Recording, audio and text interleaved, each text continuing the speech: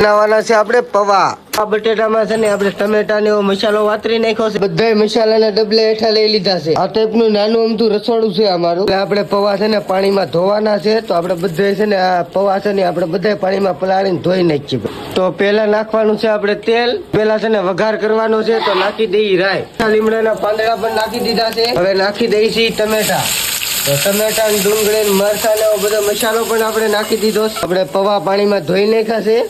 હવે આપણે આ ડીશમાં કાઢી લેવાનું. આપણે પૌવા ફૂલ ધોઈ નાખ્યા, નીચવી નાખ્યા છે, ખાલી પૌવા કાઢી લીધા છે. તો પેલા નાખવાનું છે આપણે મીઠું, બીજું નાખવાની છે આપણે હળદર, વાટેલું જીરું, નાખવાનું છે આપણે વઘાણી. બધો મસાલો છે ને મસ્ત મજાનો આપણે નાખી દીધો છે. હું નાખી દઈએ પાછા તેલ. તો આમાં પાછું તેલ નાખી દીધું છે. ચાલો હવે નાખી દઈએ આપણા પૌવા. તો પૌવા પણ નાખાઈ ગયા છે. પૌવા બટેટા થઈ ગયા છે મસ્ત મજાના.